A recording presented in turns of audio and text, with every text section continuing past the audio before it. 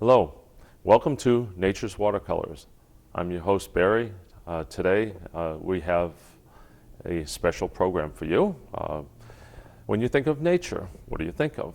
You think of streams, waterfalls, trees, birds, the ocean, maybe more.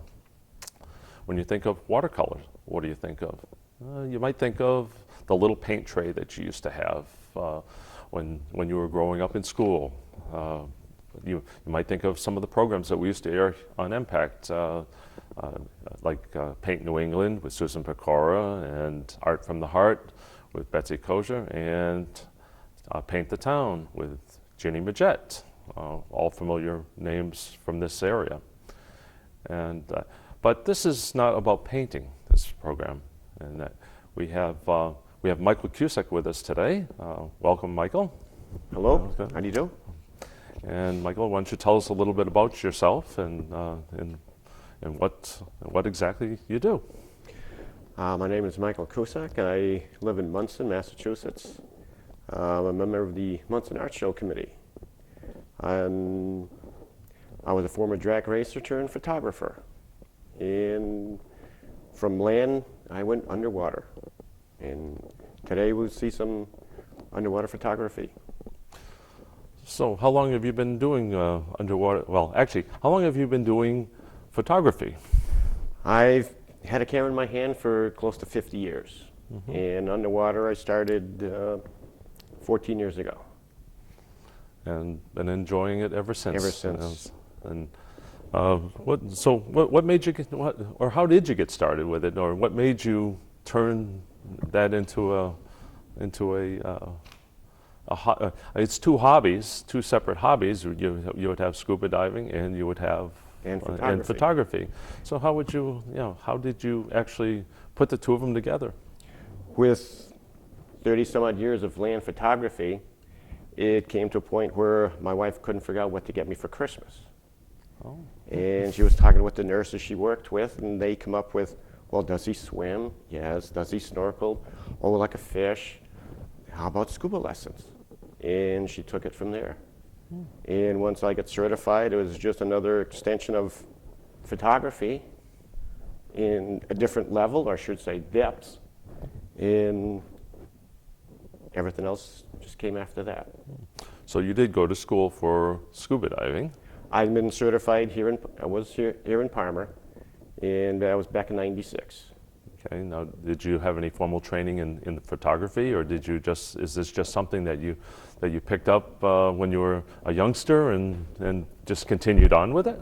It was basically through the races with the professional photographers who were shooting the drag races. And after a while, I'd either be not racing or be eliminated. I would go back and get my cameras and start playing. And then they would come over and see that weren't you racing? And yes.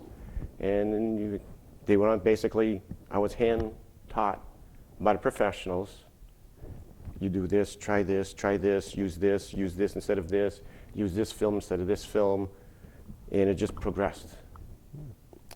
Speaking of film, so what do you use regular film in the camera, or do you do digital photography? No, this is 35 millimeter film. It's Kodak's latest professional film out there. It's called Ultracolor. And people would ask if I use high-speed film. And when I tell them I shoot 100 as the fastest I shoot, they look at you like, well, everybody says to shoot high speed, 800 and 1,000.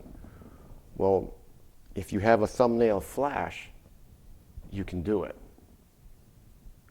But being underwater, you want to use the slowest speed to get as much color absorption as you can. So with the systems that are out there, you can play.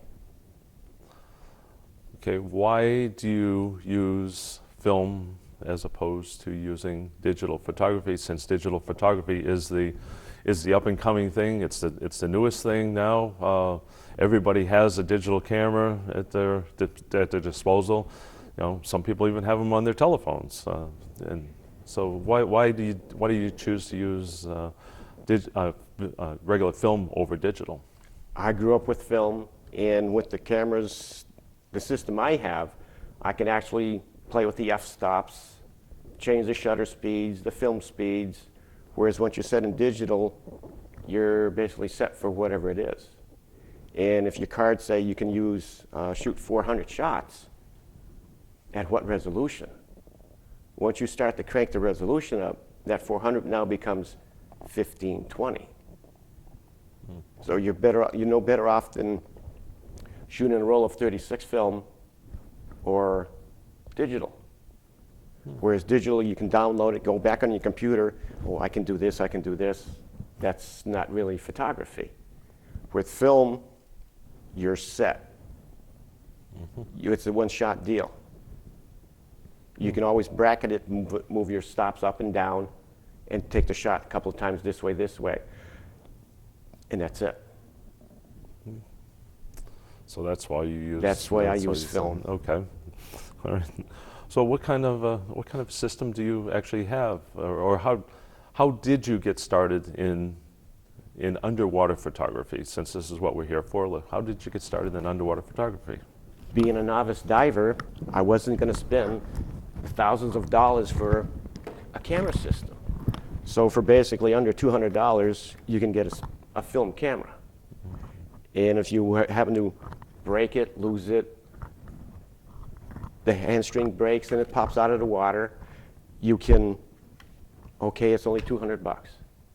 I'm not going to cry over that. If it was thousands of dollars and you broke it, well, it's a different story. Until you became better at diving, more relaxed, confident, you would be progressing with the camera systems. And then once I became fairly comfortable, I bought this system now, which I can actually interchange lenses directly underwater. I can go from the wide angles to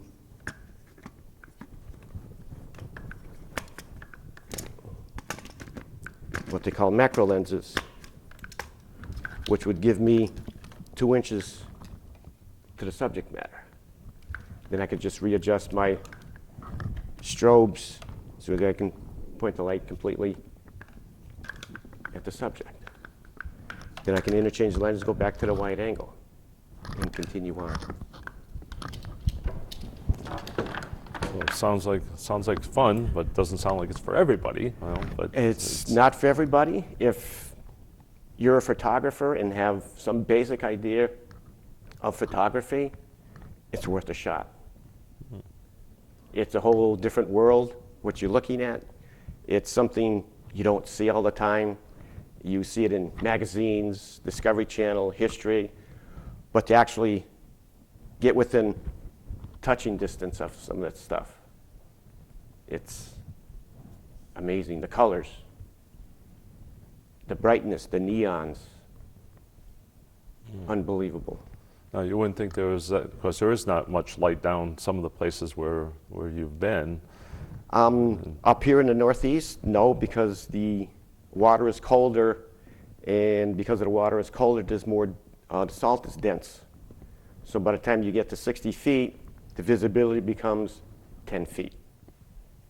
Whereas down in the Caribbean, you can be down 150 feet and see 150 feet to the left and right of you and actually see the waves on the surface. Well, tell us about some of your trips that you've taken, and some of the photographs that you like to explain to the audience. Sure. It was my first year was back down in '97. We went to the island of Bonaire, down in the Dutch Caribbean. In my first year on the water, you're pretty new, and it's like a kid in a candy store with all the different fish life and the colors.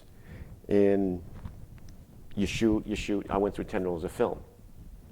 And it was like, ooh, but then I forgot to write where I was at each roll of film.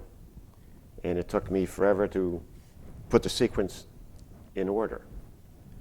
And as time went on, we went to another island of Cozumel, Mexico, that same year, and we basically did the same thing.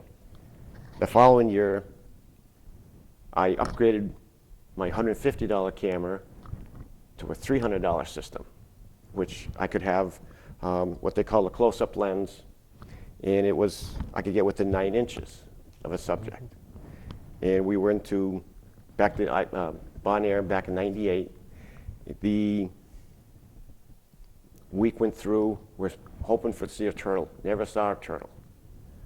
It was the last day, 8 rolls of film, our second dive. The group went one way, me and my friend went the other way. Within 5 minutes, I had my first turtle shot. It was one of my first submitted and published. It took 4 different international awards with it.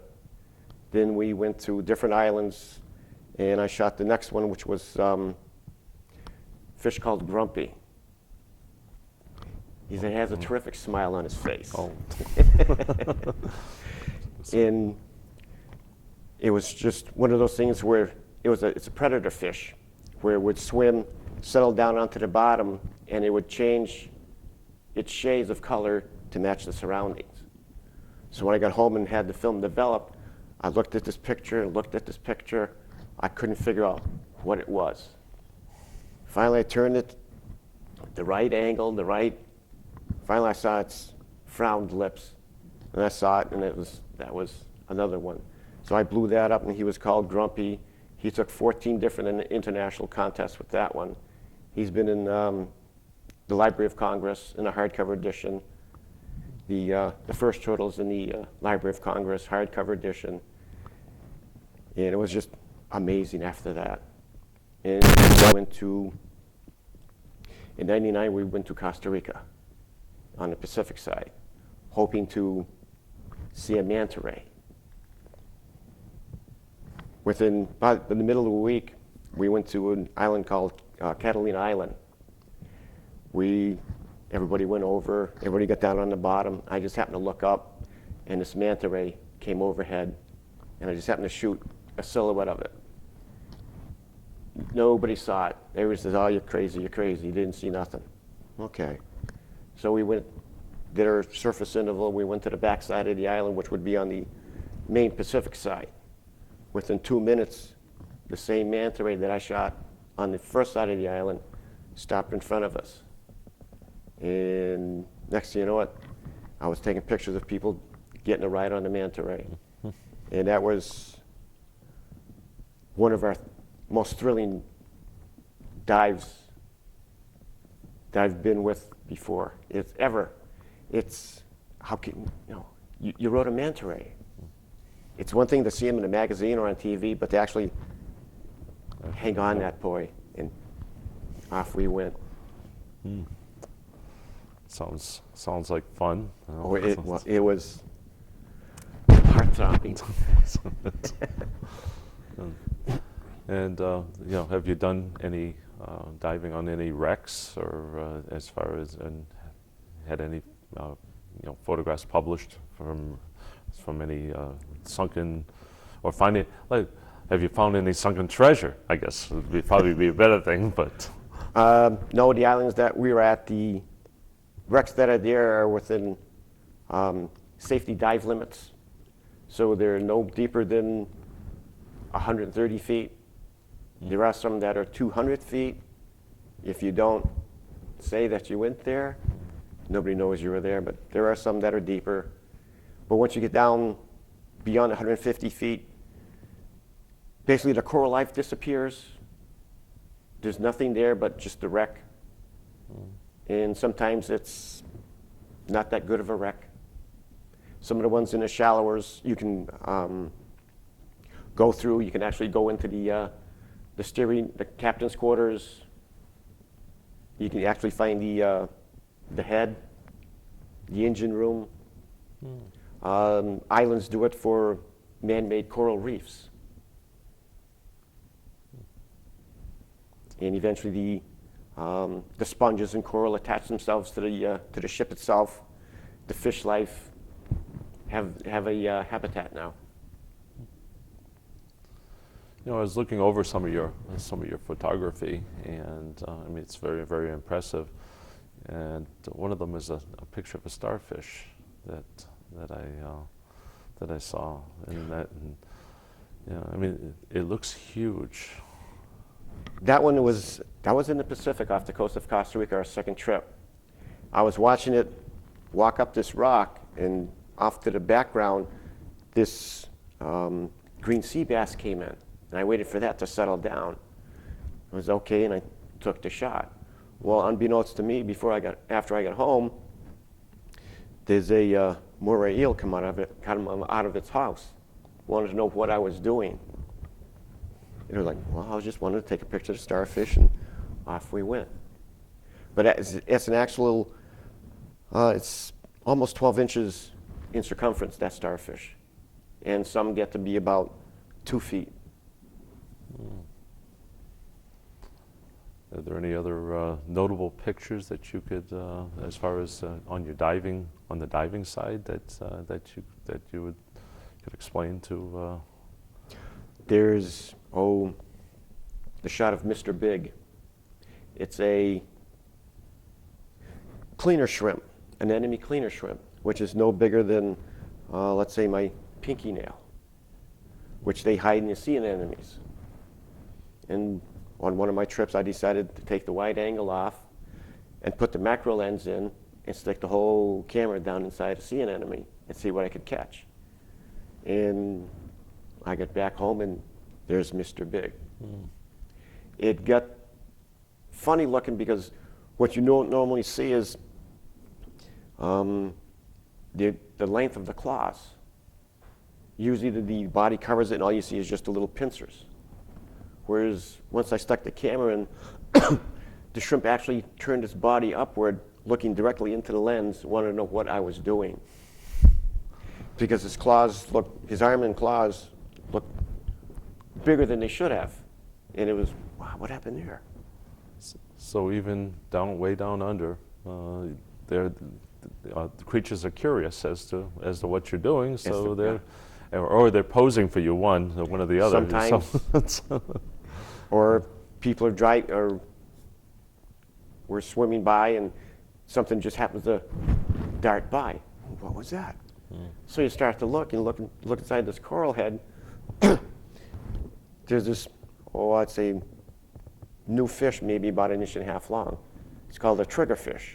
And everybody says, there's no fish in there. Well, if you look close enough, you can just see the outline of its mouth, its little eye, and its tail. But it blends in with the coral so it wouldn't be eaten by predators.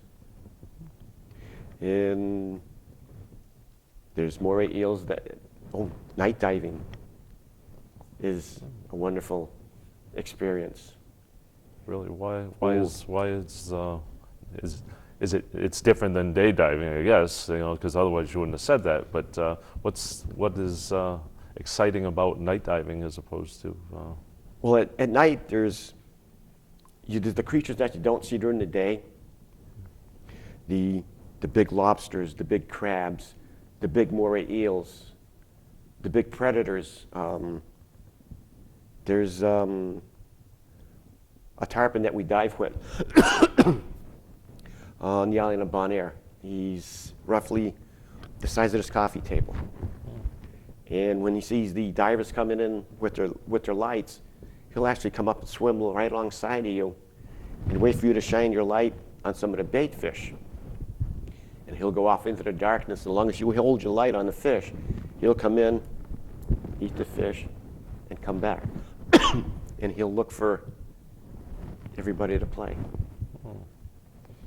How do you actually see down there at night? I mean, as far as just your flashlights. Just flashlights. That's what you use. Unless you have a full moon. If you have a full moon, it's almost as good as a day shot. You have almost as much light. But the flashlights will bring more. I know you mentioned something about depths earlier in certain things, as far as the coral being, after 150 feet, it's not there anymore because it's too deep, evidently. Yeah. So what are most of your dives about 150 feet then? I actually know they're basically from 30 to 80 feet. 30 to 80 feet. There where you're going to get most of your fish life. All your colors are going to be in there because once you start getting deeper, the light spectrum starts to disappear. And red is the first light to disappear. And on the wide angles, I have red filters to compensate for the redness of the spectrum.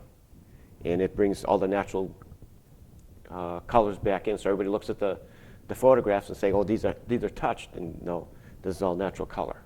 Hmm. Okay, what's your deepest dive ever been, as far as how deep have you gone? I've recorded 220 feet on my computer. It was a deck. It was a wreck down in Bonaire. It was off towards the north end of the island, and it was a restricted area because some of the north end they have the oil tank storage from Venezuela, and the oil tankers would come in and offload, and if the tankers were in, you couldn't go on that wreck. But we managed to make it a few times. I recorded 220 feet. Wow. It's a long ways down. Oh. So, okay, we talked about publishing. You've had some things published. Okay, what have you had published, and what, any publications that the audience might know? Only dive magazines, island travel magazines through the Caribbean, couple calendars for different hotels in the Caribbean.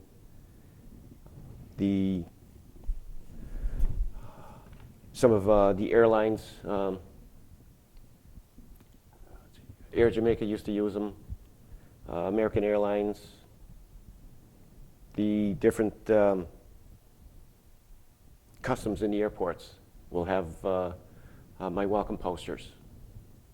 As you walk through customs, and there it is. So that must be nice if when you do go different places and you actually see you see them on pamphlets and say, hey, that was a picture that I took. That's mine. That's so, mine. Well, that's mine. Oh yeah. There you go. And as far as around here goes, what do you do art shows around here? And I do fine art shows throughout the Northeast. I start mid-August and go into November. Then there's the different juried art shows around New England with the Munson Show, and then there's a few others down in New York and that you submit in juried shows, and then you enter with those. Mm-hmm. But I do a lot of the outdoor shows, do the outdoor circuit, and I'm usually the only underwater photographer at these shows. Now, do you display any of your photographs anywhere around here on a permanent basis, or do you? Well, I've done Artist of the Month at the different town libraries. I've done Ware, Palmer, Munson, some coffee houses, restaurants, senior centers. They're always looking for Artist of the Month, and here's something different to look at. How about, do you do instruction as far as, on photography or on diving? I don't teach diving, but I do teach underwater photography. We can start off with the simple cameras, or you can start off with the, now it's basically better off to start with the digitals. You can pick up digitals camera that'll go underwater for $300-400. You can play with that, and you can get that set. But with those, you have to realize that there's a time delay from the time you press your trigger to the time you hear it go, till you hear it click. So if the fish moves, you have to be able to follow it, and that becomes practice. The more you do it, the better you're going to. And this with digital, you don't like it, you can delete. Whereas film, you're stuck. Once you take it, it's there. It's there. It's kind of like videotape. Once you take it, it's there. Although you can erase that. So, do you have any of your items for sale? As far as the photography that you've taken, do you have for sale? Oh, they're all for sale. They're all for sale. They're all for sale. And all it is just basically contact me at either my home phone or email. Which we'll put on later on during the credits, and that for this one. So. And then there's a few of the land shots that got me started. And I had a shot of my wife went on a cruise on the west side of Mexico, and we went to Cabo San Lucas, and we just happened to hit a glass bottom boat ride, and we hit Land's End, which is the gateway in the rocks at the tip of Baja California. Well, the boat just turned the right way, the sun was at the right angle, I went click. Perfect shot. When we got back home, and back in '88, the studios around here weren't able to go 11 by 14. So we basically sent it up to Kodak in Poughkeepsie, and they blew it up 11 by 14. Then they blew it up 20 by 30, 40 by 60, 4 foot by 8 foot. The 40 by 50 was on tour with Kodak for 5 years, which the 20 by 30 I have now that came back. It was just one of those shots you just happen to, and it was, whoa. I guess if Kodak liked it. Kodak liked it. But they just come out with one of their latest films. I believe it was the VGR film. And, well, let's try it. And the bigger they blew it, the better it got. It never lost any, no grain was in it. It didn't look any sand, didn't distortion. It was just wild. And for some of the land shots of any racers or any fans from Riverside, remember Riverside Speedway? I was there the last day, and I captured this particular shot with the date on the scoreboard. I got there in the morning and I watched the car 10 go by, watched car 99 go by. Well, I'm walking for 17 and 19. There is no 17 and 19. Well, I happened to look down at my watch and I'm going, it's the date. So I got inside the track where the other photographers were standing on the start-finish line shooting into the bleachers. I stood under the scoreboard, and there was the date, 10/17/1999. So the modifieds come through, I got you on the scoreboard. The trucks came through, I got you on the scoreboard. The pro stocks come through, I got you on the scoreboard.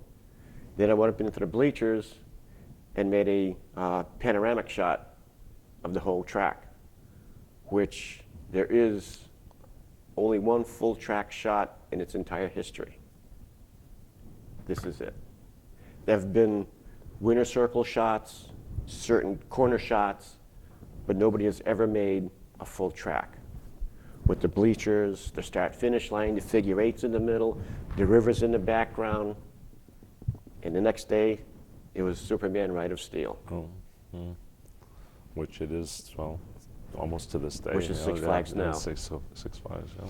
So, interesting piece of history. Yeah, in fact, that was 1999. So, Yeah. So, well. And last year we went to Honduras with the hopes of swimming with the whale sharks. Our dream came through in the middle of the week. What a fish. It's swim next to a tractor trailer and tell me how big it is. And this particular shot, I chased him for a quarter of a mile just to get just to get the shot.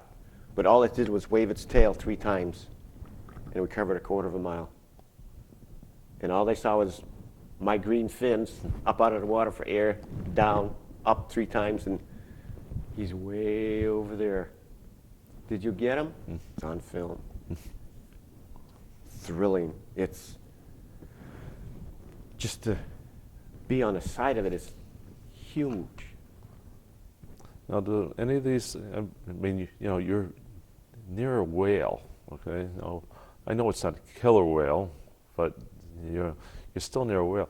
You got to have a certain amount of fear or respect for what they say, as well as for eels, which I know you photographed, and other fish down there which you don't really know. It's all respect with the with the whale shark, you have to be careful of the tail because it doesn't know you're there. And it could hit you with the tail and you're gone. It's basically, you tell people if you see a bee's nest in the woods, you play with it? No. Some people do. Oh, some people do, and they get stung. It's being underwater, you're in their world. And as far as like the moray eels with the macro shots, it's how you approach them. If you move too fast, you startle them, you're a threat. They hide. But if you approach them very slowly and show them that you're not a threat, they'll come out, and sometimes some of them will actually pose for you. Because I was doing shooting some shrimp, and I happened to put my finger on this moray eel's doorstep, and he wanted to come out and see who was out there. And if some of the divers above me were pointing down and worried about he's going to bite my finger, and there was the other people were telling him it's not to worry, that it's only Mickey. Nothing will happen. Because once I shot the shrimp, I turned around and told the moray I'll be right there. Got the shrimp, I turned around and came up, and the moray just stuck his chin up and went, and off we went. Some of the seahorses I've gotten from small ones from about 2-3 inches to my first trip was a giant seahorse was 12 inches, but that was on slide, so I couldn't show that. Oh. But the other there's pinks, orange, blacks. There's a different variety of seahorses. One particular trip, I shot a macro of the seahorse's head, which basically took the whole picture. The whole frame. The whole frame. And they come out just nice. In some of these shots that we went through from Curacao, I usually send back to the dive shop to thank them for taking care of us, and this is what I shot. When the following year, we went back to Curacao and walking around the area, and gee, I didn't see my pictures anywhere. So I asked the dive shop owner, and I said, "You got my photographs?" "Oh, yes." "Well, I hope you're not, too mad, but we gave them away." "What do you mean?"